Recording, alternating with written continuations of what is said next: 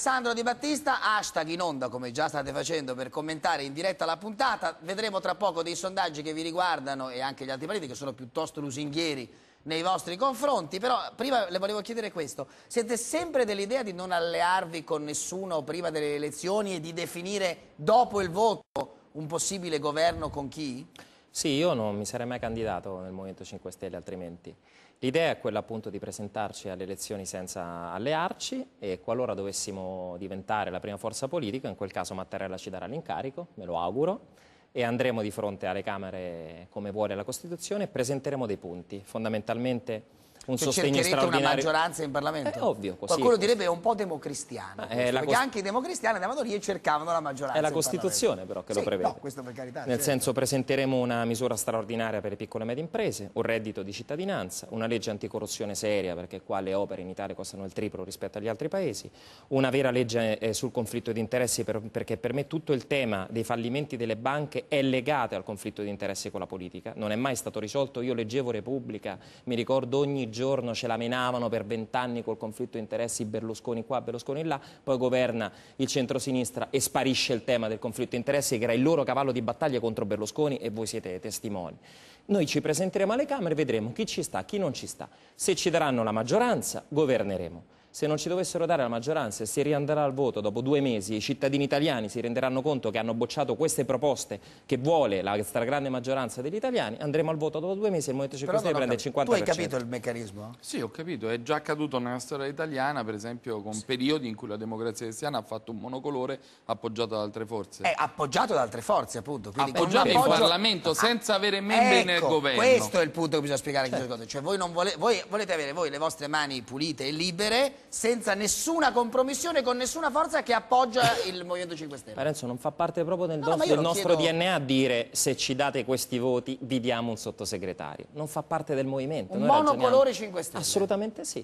Con però delle proposte. E attenzione, il governo fa il governo e il Parlamento farà il Parlamento. In questa Repubblica ormai trasformata in partitocrazia e bancocrazia, il Parlamento non fa più il Parlamento, la stragrande maggioranza delle leggi le fa il governo, ma questo di fatto va contro la Costituzione. Le leggi le deve fare il Parlamento perché è l'organo legislativo, il governo deve eseguire quelle leggi, le deve mettere in pratica e quando c'è necessità o urgenza può intervenire con la misura del decreto legge e poi le forze politiche troveranno delle convergenze in Parlamento. Ma questa si chiama democrazia. Sì. Fra i provvedimenti che ha elencato Di Battista ce n'è uno che è molto oneroso ma è molto qualificante per voi, è il reddito di cittadinanza. La domanda che faccio è semplice: quali coperture troverete per questo provvedimento? Io in questi 4 anni ho visto denari buttati a destra e a sinistra, per cui ho capito che si tratta soltanto di volontà politica. Cioè, se c'è la volontà politica di trovare 17 miliardi di euro all'anno per dare un reddito che non è un regalo, io lo spiego, per ottenere il reddito di cittadinanza ti devi inserire in un percorso formativo, perché attraverso questa legge riformiamo i centri per l'impiego, e se rifiuti 3 proposte di lavoro perdi il sussidio e oltretutto devi garantire 8 ore mensili di lavoro gratuito nel tuo comune di appartenenza. Quindi non è un assistenzialismo, è una manovra economica.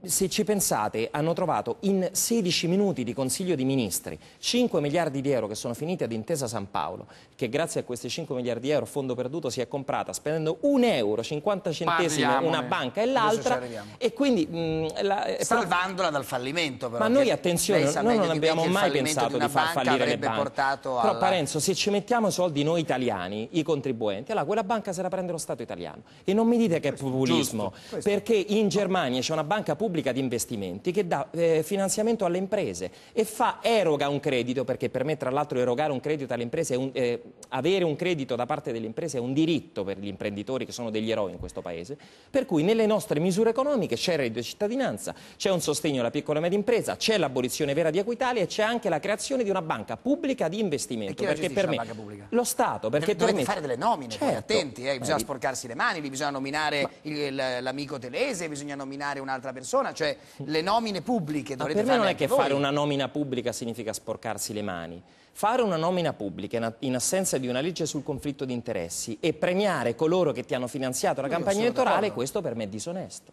A me questo principio sembra molto giusto, ma volevo chiedere a Di Battista, visto che abbiamo anche trasmesso il suo intervento durissimo in Parlamento nei giorni in cui si votava il decreto, qual è secondo lei la logica che è stata seguita invece? È questa qua. Io spesso lo dico. C'è proprio il Cioè, il foglietto c'è. Sì, mi sono reso conto che non si potrà mai ripulire il sistema bancario fino a che il sistema bancario inserisce direttamente i suoi uomini all'interno del sistema politico.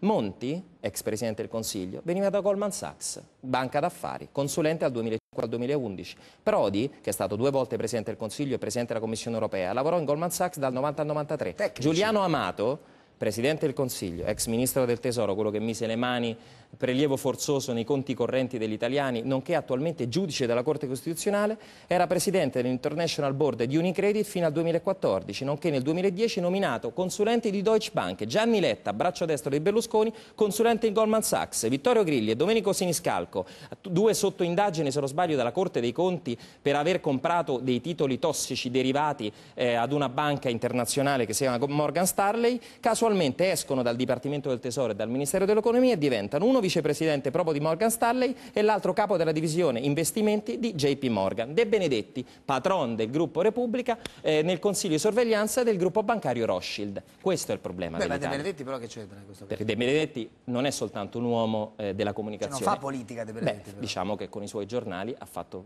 tanti anni Beh, politica. anche voi con i potrà vostri fare. giornali online potete fare politica. Però io, quello non sto non è un nel, crimine. però io non sto Però nel la consiglio di domanda- sorveglianza di Rothschild. È una questa è bella la differenza. No, vabbè, quello è interessante. Cioè, capito qual è il però questo problema? è innegabile. capito, Il però- problema No, è ma che voglio se- fare un passo di più. Allora, Queste sono persone che interessante, sono ma- in anni diversi, ruoli diversi, ma il decreto è stato scritto per favorire le banche? è stato scritto per regalare 5 miliardi di euro ad Intesa San Paolo. Questo. E Intesa San Paolo si è beccata 2 banche, tra l'altro si è beccata le parti buone di 2 banche, Banca Veneta e Popolare di Vicenza, Pagati i pagandole debiti. 0,5 centesimi a banca.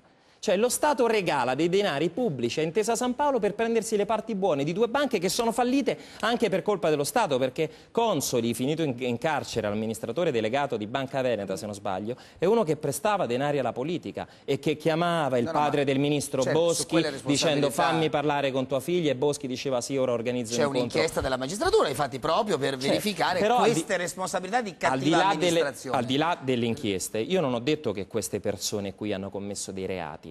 Sto dicendo che nel momento in Questo è cui interessante, infatti. escono dalla politica e finiscono nelle banche d'affari, oppure provengono dalle banche d'affari e entrano nel Ministero dell'Economia o nel Dipartimento del Tesoro, è evidente che quel legame indissolubile con quel mondo finanziario farà sì che delle leggi sulla trasparenza bancaria, una su tutte la divisione delle banche d'affari e delle banche commerciali, non verranno mai approvate perché vanno contro gli interessi del capitalismo finanziario. Secondo lei Marianela Boschi era in conflitto di interessi? Sì, beh, io credo che la crisi del Partito Democratico sia nata con quella mozione, tra l'altro lo feci io il discorso, su Banca Etruria, perché da quel giorno la maggior parte degli italiani si è resa conto appunto del legame indissolubile tra Partito Democratico, Boschi, Renzi per intenderci, e appunto le banche.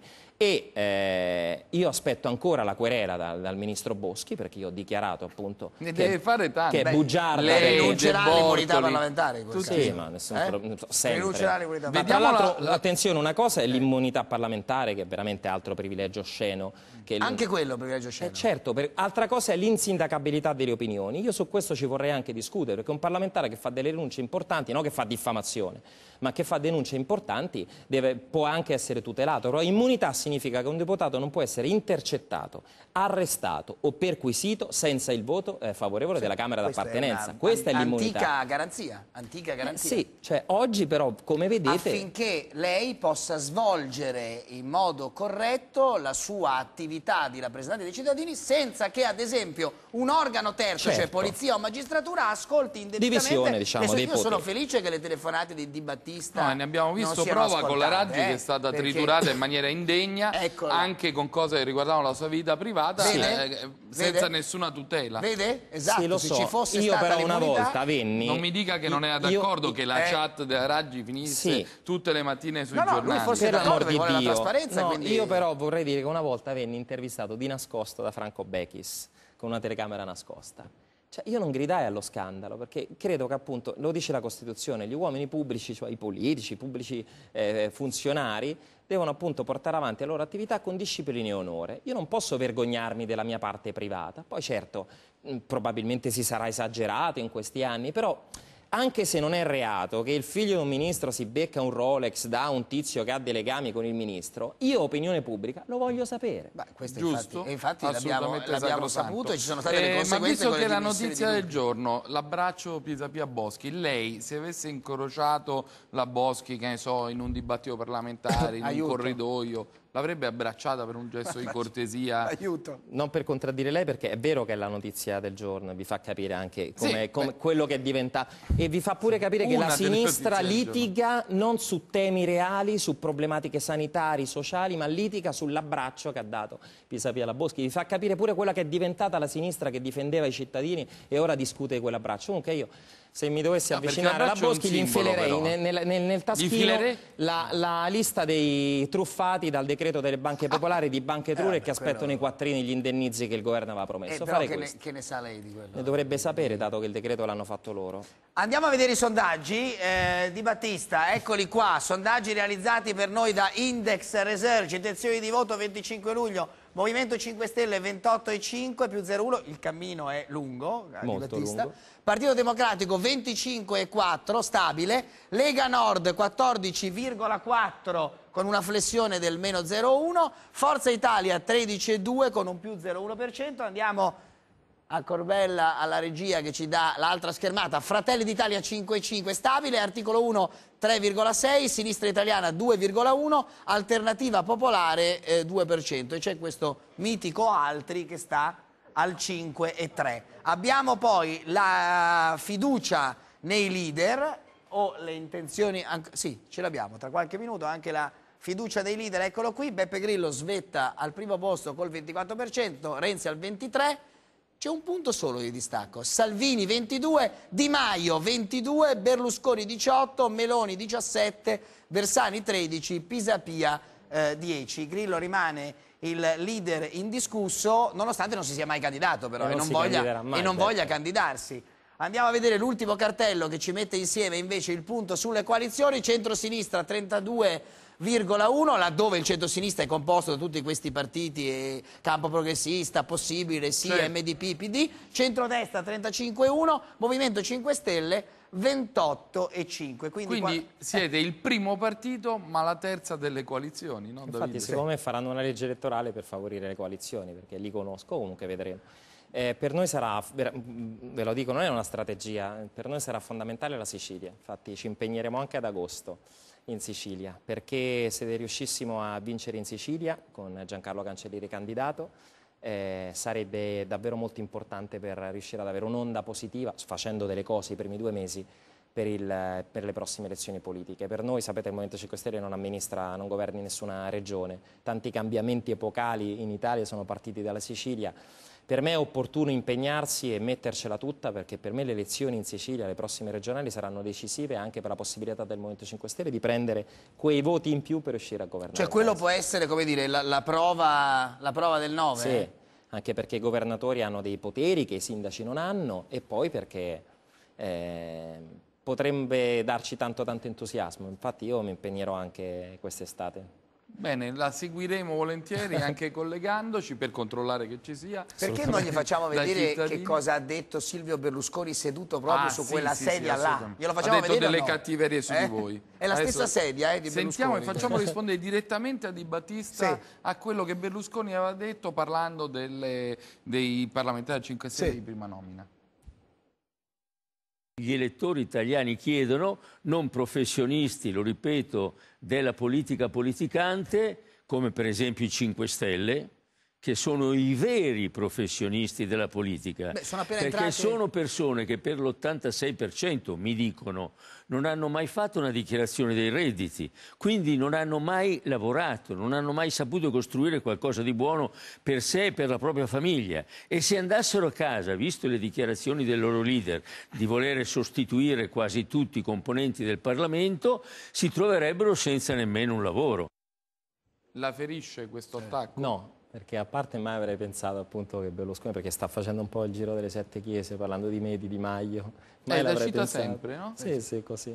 Poi sembra un po' un disco rotto. Vabbè, non mi ferisce minimamente. No, rimane il punto dell'accusa di persone, tutte brave persone, che sono entrate in Parlamento però prima non hanno mai fatto nulla. Dichiarazione dei redditi sua precedente? Beh, io ho fatto tanti anni il cooperante, mi sono pagato gli anni universitari e mi sono quasi preso 2 lauree e un master in diritti umani anche facendo il cameriere. Ho fatto tanti lavori come tante persone e poi sono entrato in Parlamento, ho scritto, ho fatto il reporter dall'estero, io sono fiero di quello che ho fatto prima. Certo, a differenza di Berlusconi non ho mai fondato un partito con dell'Utri in carcere per mafia, ma questo da parte sua significa non fare nulla. Sì, quindi lei contesta la dichiarazione dei redditi, non è una misura esatta per valutare le qualità di chi è entrato in Parlamento anche senza aver fatto nulla prima nella vita. Occorre anche sapere e ricordarsi che il Movimento 5 Stelle è la forza politica più giovane d'Europa, anche in termini proprio anagrafici. Sono entrate tante persone, avevano 25 anni, magari uscite dall'università. Tra l'altro noi vantiamo, se non sbaglio, i titoli accademici numericamente più elevati in Parlamento, per cui è normale che non è che... Cioè, poi mi fa un po' ridere. Oggi leggevo Berlusconi che si arrabbiava, ce l'aveva con Napolitano, colpo di Stato. Tra l'altro secondo me è vero che... 5 colpi di Stato. Io riconosco il fatto che abbiano subito, perché oggi si parla molto di Libia e io non me la prendo con Macron. Oggi Macron ha fatto gli interessi della Francia organizzando l'incontro tra Serraj e il generale Haftar, quello che noi avevamo proposto 6 mesi a Gentiloni, 6 mesi fa ai governi di fare, perché di fatto prima con le bombe per buttare giù Gheddafi ci hanno tolto, diciamo, comunque uno spazio di manovra, una relazione che Berlusconi aveva con Gheddafi. Io figurate se voglio difendere Gheddafi che era un dittatore, ma è compito dei popoli sovrani destituire i dittatori, non delle bombe straniere, perché i risultati sono che noi ci siamo presi i barconi e la Francia si è presa il petrolio e oggi organizza la conferenza di pace Macron Gheddafi. E neanche Cicchia, non ho detto meglio Gheddafi. Io credo nel principio dell'autodeterminazione dei popoli, ho visto che dove ci sono stati interventi militari stranieri di solito le conseguenze sono peggiori di quelle precedenti, tipo anche Afghanistan o Iraq. Quel che dico è che all'epoca Berlusconi subì i diktat di Napolitano, di Obama, chi c'era, Sarkozy, e quindi lui, amico di Gheddafi, si piegò in un certo senso. Oggi critica Napolitano, dice Napolitano, accusa noi di essere politicanti ed è lui che ha rivotato per la seconda professionisti ed è lui, Berlusconi, che rivotò per la seconda volta Presidente della Repubblica chi? Proprio Napolitano, che a detta sua gli aveva fatto il colpo di Stato. L'ha rivotato un uomo, Napolitano, che è entrato in Parlamento nel 1900, se non sbaglio, 53. Sì, 53, cioè che era l'anno della morte di Stalin, 63 anni che gli paghiamo lo stipendio a Napolitano. Ha lavorato, ha fatto il politico. Quello che Berlusconi ha rivotato Presidente della Repubblica, dice noi siamo i professionisti. Ma lei si sente oggi, dopo un'esperienza per carità di poco tempo in Parlamento, ma un professionista della politica? Lei lo è nei fatti un professionista della politica? Perché oggi fa questo e lo fa anche bene, qualcuno glielo riconosce. Però che significa professionista? Io credo che la politica sia l'unico mestiere che inizia a fare peggio quando diventi professionista. E io starò in Parlamento... Beh, no, lei ha detto prima, lei grazie alla sua esperienza, quella che ha accumulato in tutti questi mesi, ha detto io ho imparato anche le tecniche parlamentari. Quindi lei oggi è un bravo uomo che in Parlamento è un valore aggiunto. È un valore aggiunto. Però io credo che entrerà qualcun altro dopo di me che magari sarà migliore di me lo auguro per il Paese. E quindi io al massimo potrò fare un'altra legislatura. Come si immagina lei tra 10 anni? Io spero di tornare a viaggiare e scrivere. Poi ora... Fare il giornalista? Sì, il reporter. Lo faceva anche prima. No, tornare a fare il giornalista. Ha scritto anche un bel libro sul Sud America. Però Salvini, anche la scudisciata di Salvini per gli amici, anzi un rapporto strano, decodifichiamolo insieme fra la Lega e il Movimento 5 Stelle. Non ho incontrato Di Maio, non ho incontrato Casaleggio, secondo me la Raggi non è all'altezza, ma uno che si lamenta del Comune di Roma dovrebbe prenderselo con quelli che ha fatto disastri nei 30 anni precedenti. Quindi dire che i 5 Stelle sono una calamità naturale, una sciagura, delle cavallette, degli scioperati, dei disoccupati, dei nullafacenti, dopo le elezioni potreste farlo con i 5 Stelle. A queste basi è difficile perché cambiano idea ogni quarto d'ora sull'immigrazione, sull'Europa, sulle tasse. Ecco. Avete cambiato idea sull'immigrazione, sull'Europa e sulle tasse? No, al contrario, non abbiamo mai cambiato idea. Abbiamo sempre detto che i fenomeni migratori debbano essere gestiti e non c'è nulla di razzista nel dire una frase che io dissi ad una intervista al Welt tedesco e mi hanno bollato di razzista. Come razzista, ovvero coloro che hanno diritto devono essere suddivisi tra tutti i paesi europei, coloro che non hanno diritto in questo momento di essere accolti devono essere rimpatriati. La vostra posizione era diversa, almeno è passata così, no, cioè però, bisogna accoglierli. È così. Allora, noi siamo un giorno di sinistra quando vogliamo abolire il reato di clandestinità che in questo Paese non è stato abolito perché non serve a debellare, appunto, a contrastare il fenomeno dell'immigrazione clandestina, serve soltanto ad intasare i tribunali. Lì siamo di sinistra. Diventiamo di destra se vogliamo chiaramente fare accordi bilaterali, cosa che dovrebbe fare l'Italia, ma ci pensa Macron, per rimpatriare... Minniti con la Libia, con una delle tribù, diciamo, che oggi governa quel paese, Minniti è stato in Libia e un accordo l'ha portato a casa. Ci provano... Voi avreste fatto di meglio? No, io sto dicendo che coloro che hanno causato i disastri difficilmente li possono risolvere. Ora, Minniti era nel passato governo, se non sbaglio, responsabile dei servizi segreti, Alfano era agli interni, l'hanno spostato agli esteri, poi dite perché Macron fa gli accordi e riesce ad ottenere le strette di mano tra Serraj e Haftar. Noi abbiamo ministro degli esteri Alfano, perdonatemi, Alfano, e poi un problema enorme che ha il governo italiano, che hanno i governi italiani negli ultimi anni, anche se la Costituzione prevede appunto che sia il Presidente della Repubblica dall'incarico, però è pur vero che quando c'è stata la legge maggioritaria, in un certo senso coloro che si sono presentati alle elezioni come candidati presidenti poi sono diventati, se eletti, appunto presidenti del Consiglio, per cui una sorta di legittimità popolare passata per le elezioni l'hanno ottenuta. Noi abbiamo il quarto governo di fila, Monti, Letta, Renzi, Gentiloni, che non ha quella legittimità popolare che gli consentirebbe di andare nei tavoli dove si conta a farsi rispettare, perché non ci rispetta nessuno. Oggi ci hanno preso, scusate, proprio in giro i francesi, ma ripeto, io non me la prendo con Macron. Prima fanno gli accordi, ci mettono totalmente da parte la Libia, che è stato sempre un paese estremamente legato all'Italia, e poi dicono, però ringraziamo l'Italia per l'ottimo lavoro. E magari Gentiloni domani dirà, però ci hanno ringraziato. Cioè, veramente è incredibile. Ma lei, no, chi vorrebbe, ad esempio, in un ipotetico governo 5 Stelle, no, visto che lei ha detto noi vogliamo andare da soli, siamo solo noi, chi vuole ci vota in Parlamento. Agli esteri, ad esempio, chi vedrebbe? Ma ora non è questo il momento. Però ce l'ha già in mente, ce l'avete in mente? Io diverse persone. Tu hai già messo Di Battista agli esteri? Esperto di esteri del movimento è lui. Però una quindi domanda... Di Maio agli interni, allora, Presidente del Consiglio? Se hai messo già lui agli esteri? Io per carità, poi posso capire che sia anche divertente, però... No, non è divertente, anzi la domanda... Parenzo, alle prossime elezioni seriamente saranno i cittadini, prima di votare il Movimento 5 Stelle, conosceranno. Le giro la domanda, saranno, è molto seria la questione, sarà una classe dirigente che voi pescherete all'interno del movimento o fuori dal movimento?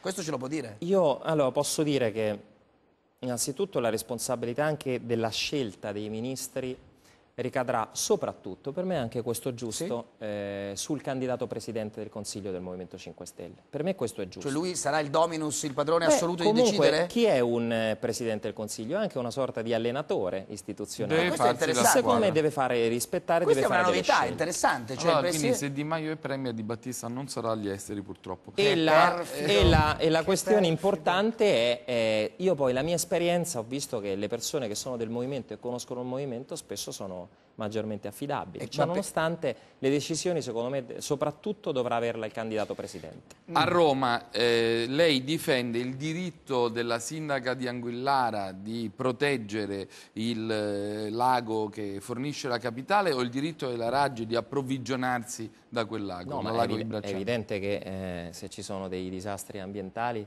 perché di questo si tratta, siccità, poi non è che... Perché è un sindaco a 5 Stelle anche quello. Sì, ma bisogna sempre intervenire. Io mi auguro che si possa trovare una soluzione.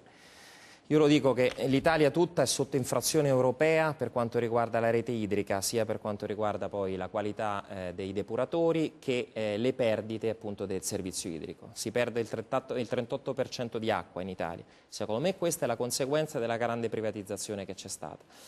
Il Movimento 5 Stelle non è una forza politica stalinista o statalista. Noi crediamo nell'impresa privata, lo sapete, ci tagliamo gli stipendi, li diamo alle imprese private, ma crediamo che trasporti, sanità, istruzione, acqua siano beni e non merci sui quali lucrare. Quindi cosa stiamo facendo a Roma? Ma ci vuole tempo, è evidente. Stiamo monitorando tutta la rete idrica per vedere dove ci sono le falle, che ci sono da tanti anni, e si dovranno reinvestire gli utili per coprire le falle. Ma fa bene quella sindaca a 5 Stelle a difendere il suo lago? Beh, ogni sindaco fa bene a difendere appunto quindi difende il suo territorio, però a fare le spese. Però sappiate che Roma, se non sbaglio, prende l'8% della propria acqua dal lago di Bracciano, quindi c'è un problema complessivo di siccità e di carenza del servizio idrico che viene da 30 anni, appunto, purtroppo. Prima c'era pure Caltagirone in Acea, e durante questi anni... Cioè, e questo che cosa significa? No, beh, insomma, io ho fatto io durante l'ultima campagna elettorale a Roma feci una battaglia, lo sa, insomma, il signor Caltagirone, che ci siamo scontrati. Lui aveva tanti interessi su determinati terreni dove costruire villaggi olimpici. Il Movimento 5 Stelle si è opposto alle Olimpiadi e quindi oggi ce la fanno un po' pagare. Ecco, però questa questione di come si governano gli interessi, se abbiamo ancora qualche minuto, è interessante. Cioè voi dite, noi abbiamo sconfitto e vogliamo sconfiggere sia a livello locale sia a livello nazionale i grandi gruppi di potere, quelli che in tutti questi anni si sono fatti i loro affari nel silenzio con la complicità delle altre forze politiche. Forse ho riassunto in modo un po' tranchant, ma per rendere l'idea. Quando voi però avete il potere, il governo della città, dovete anche voi, come dire, fare delle scelte pesanti, importanti, scendere a patto con dei costruttori, decidere quali terreni vincolare, quali terreni non vincolare. Ma questa è la politica. Ma questo lo state facendo, oppure invece anche la rinuncia, ad esempio, alle Olimpiadi è un'occasione persa per non sporcarsi le mani, ma fare bene una cosa di cui magari l'Italia noi abbiamo letto diciamo, i resoconti sia delle Olimpiadi di Londra che delle Olimpiadi di Atene e abbiamo preso una decisione, tra l'altro dichiarata in campagna elettorale, perché riteniamo che queste grandissime manifestazioni oggi non siano diciamo, utili dal punto di vista economico per le città che le ospitano. Quindi abbiamo preso una scelta politica dichiarata e tanti cittadini, la maggior parte, erano contrari. Però io quello che voglio dire, in questi 4 anni che appunto abbiamo fatto esperienza, io incontro i vertici dell'Enel, dell'ENI, di diciamo, società di consumatori, incontro politici stranieri, incontro ambasciatori stranieri. Direttori di banche le incontrerà, no? Incontro anche, perché no? Cioè, il Movimento 5 Stelle non è che non vuole incontrare, però non avendo dei conflitti di interesse con un determinato sistema, noi incontreremo l'Enel, ma non faremo scrivere le leggi energetiche all'Enel. Noi l'ENI lo incontreremo. Ma le nomine, però, ecco, così torniamo al punto di partenza. Le nomine certo che si devono fare. Insisto, ma certamente. Ma le nomine pubbliche che ogni governo è costretto a fare, quante sono le nomine che ogni governo fa? Saranno 300, migliaia. Lì dovrete mettere degli uomini, all'Enel, all'ENI, a Finmeccanica, ad esempio. Dovete fare delle nomine. Assolutamente, ecco, politiche, magari saranno nomine certi politiche. personaggi con dei passati comunque chiacchierati, con delle inchieste o anche con dei fallimenti precedenti non li nomineremmo. È molto semplice, cioè non è che... ma saranno nomine politiche però, cioè Parenzo, avrete il potere di nominare delle persone in posti centrali. Non soltanto il potere, avremo il dovere di farlo, se i cittadini qualora dovessimo vincere le elezioni. Ma l'hanno già il fatto dovere di farlo. a Roma, hanno nominato infatti, dei a Roma... nuovi vertici in tutte le municipalizzate. Vediamo Virginia Raggi, perché mi interessa un giudizio sincero, franco, senza peli sulla lingua di Battista sul primo lungo mandato di governo della Raggi. Io ho convocato un tavolo in Campidoglio, metteremo seduti in Regione Acea e sono certa che si troverà una soluzione, anche perché è inimmaginabile che 1,5 milioni di romani non abbiano l'acqua. Come la giudica? Io non mi aspettavo onestamente meno difficoltà, perché una città che arriva con 16 miliardi forse di euro di debiti e dilaniata da mafia capitale, è una città che ci occorre tempo per tirar su. A me faceva un po' ridere, mi hanno fatto ridere alcune reazioni dopo la sentenza di mafia capitale, no? Non è stata, le sentenze non le commento, però non è stato accettato appunto il reato di associazione mafiosa. Parte della politica sembrava appunto che esultasse. Avete visto? Che bello, non c'è reato mafioso. Ma ci sono 250 anni di carcere dati a imprenditori, funzionari pubblici, politici da destra a sinistra, che insieme a criminali conclamati, uno ex fascista, l'altro il boss delle cooperative rosse, Buzzi e Carmenati, 20 anni e 19 anni, si sono messi insieme per pilotare gli appalti di Roma. E queste conseguenze si pagano ancora purtroppo. Per cui ci vuole del tempo, ma vedete com'è il nostro paese, cioè non è stato dato il reato di associazione mafiosa e per qualcuno è motivo di esultanza. Per qualcuno chi? Orfini, ad esempio, presidente del Partito Democratico, ha detto per la giustizia, per la magistratura non c'è mafia, secondo me invece a Roma la mafia c'è, ha detto Orfini, poi per carità. Per carità, dichiarazioni, io ribadisco che ci piacerebbe sempre il Partito Democratico restituirsi i soldi che si è preso da Buzzi, anche leciti di finanziamento delle loro campagne elettorali. Io sono quel che dico che alcuni in Forza Italia dicevano ora riabilitiamoci, cioè in questo paese, cioè ok non saranno mafiosi, ma sono ladri e hanno rubato denari e tasse dei cittadini romani, cioè è incredibile questo paese. Io mi ricordo quando condannarono Cuffaro per favoreggiamento, se non sbaglio, per concorso esterno in associazione mafiosa, Lui accettò chiaramente la condanna, andò in carcere, che doveva fare di diverso, e qualche politico giornalista disse però l'ha accettata senza dire nulla. Cioè, sei stato condannato in via definitiva per associazione mafiosa, a favore di concorso esterno. Al contrario di altri che hanno mandato certificati di malattia, ha tenuto un comportamento esemplare. Ho capito, però in questo paese... Lo so perché l'ho incontrato a Rebibbia. Non lo metto in dubbio. Ma sempre 7 anni di carcere o passa per favoreggiamento a Cosa Nostra si è fatto o per concorso esterno. Cioè ci rendiamo conto che in questo paese ciò che dovrebbe essere normale, non favorire la mafia, ma accettare le condanne o scandalizzarsi perché un gruppo di delinquenti si è divorato Roma e si è beccato 250 anni di carcere, diventa invece motivo di anormalità. Le do dato di questo: Roma piena di corrotti, politici e classe dirigente romana disastrosa, infrastrutture rotte, Atac sull'orlo della bancarotta. Ma qual è il giudizio che lei dà della Raggi al netto di tutte queste cose che ci sono e sono innegabili? Il giudizio sincero, appunto, come ho sempre detto, è che per me fare il sindaco di Roma oggi è più difficile che fare il Presidente del Consiglio. E credo che Virginia, come amministrazione del Movimento 5 Stelle, chiunque sbaglia. Anche e noi bisogna ogni sempre, giorno, assolutamente, bisogna però vedere gli errori che ci sono per buona fede, errori che non sono in buona fede e compagnia bella. Senz'altro. Ma guardi che anch'io ho commesso errori in questi 4 anni da parlamentare. Ne dica uno, grosso. E tutti lo dicono, non le viene in mente. No, sì, per esempio non aver capito i primi mesi, i primi anni, non essermi concentrato dall'inizio appunto in una battaglia che per me ritengo fondamentale, appunto, di trasparenza sul settore bancario. I primi tempi non ci credevo molto, per cui questo è stato un errore politico. Poi a un certo punto anche con la mozione sulla Boschi ci siamo rivisti. È stato troppo moderato. Ho un'altra curiosità davvero che me la deve togliere. A proposito di finanziamento alla politica, no? Giusto fare ad avere una legge nella quale si vede esattamente chi dà i soldi a chi e per chi. Negli Stati Uniti c'è un'ottima legge da questo punto di vista che regolamenta proprio il ruolo delle lobby, no? Allora le chiedo, lei da chi ad esempio non prenderebbe mai i soldi per finanziare la campagna elettorale? È facile. Da chi invece li prenderebbe? Ad esempio dalla lobby ambientalista. Se la lobby ambientalista dicesse: oh, bravo sto Di Battista, vuole mettere le pale eoliche, lo voglio finanziare in campagna elettorale, lei accetterebbe questi soldi? Il Movimento 5 Stelle, attenzione, noi ci finanziamo e organizziamo delle campagne elettorali molto grandi ottenendo anche tanti finanziamenti. Sì, questo di gente, di cittadini. Quello in cui io credo è nel microfinanziamento, cioè nel momento in cui io, qualora dovessi appunto decidere di fare una grande campagna elettorale, io sappiate che nel 2013 spesi 144 euro di campagna elettorale.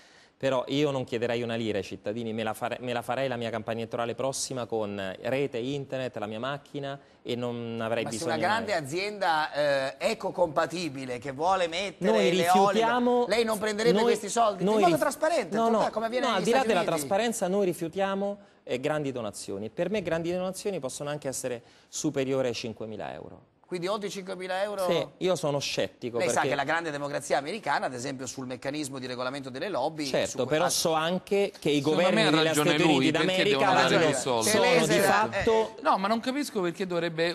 pensi che uno dà 50.000 euro e non chiede niente in cambio? La democrazia tedesca siamo veramente sulla montagna del sapone, David. La democrazia, non c'è nulla di male se il re dell'eolico, siccome crede in Di Battista, lo paga. E fa regali, vorrà le pale eoliche. Nel paese di Bobò, però, di Parenzo, Cenerentola. Io lo scorso anno feci, ne parlavamo con Telese, un tour per tutta Italia con un motorino. Siete così.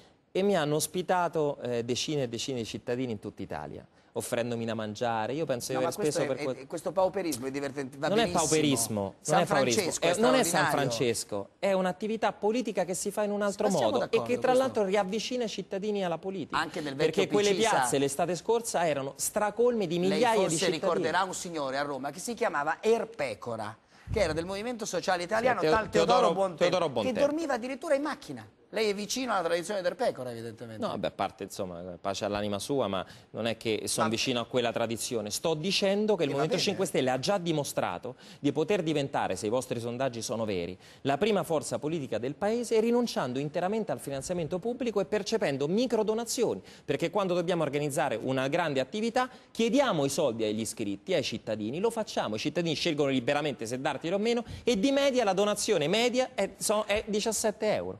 Che significa che se io ho 1000 cittadini che mi danno €1 l'uno, anziché un cittadino che mi dà 1000 euro, io avrò il mio finanziamento, ma avrò un lobbista, il popolo italiano, e non quel grande finanziatore. Questa è la logica del movimento, che non è francescana, che non è che noi stiamo dicendo che non occorrono i soldi per la politica, però li otteniamo in un altro modo, e nonostante appunto siamo riusciti a non prendere €1 di finanziamento pubblico ai partiti, di non avere accordi con questi pezzi grossi del sistema del capitalismo finanziario, rinunciando alla metà degli stipendi e muovendoci come ci muoviamo, e tutti lo sanno, con attivisti che ci danno una mano, i scooter, in questo modo siamo la prima forza politica del paese. È venuto qui in motorino, diciamolo, a Cairo. Ho fatto risparmiare alla 7 circa 40 euro di taxi. È vero. Vabbè, Cairo sarà molto contento di questo. Non è che noi mandiamo macchine blu, vi facciamo scorrazzare con le macchine. Voi pagate il taxi, però oggi ho preso il motorino. Dove vai in vacanza, a parte la Sicilia, per fare campagna elettorale, entrare nelle case, scroccare la coalizione? Una vacanza la farà con la sua... Sì, con la mia fidanzata che è incinta, qualche giorno sulle Dolomiti, perché c'ha il pancione, al 7° mese c'ha caldo. Andiamo qualche giorno prendere il fresco. Santa donna, almeno lei lo fa riposare. È una santa. Va bene, dobbiamo fermarci qui, la trasmissione continua, altri grandi ospiti sono già pronti qui dietro le quinte che si stanno preparando. Brevissima pausa e ritorniamo. Grazie a voi. Grazie. Grazie a voi.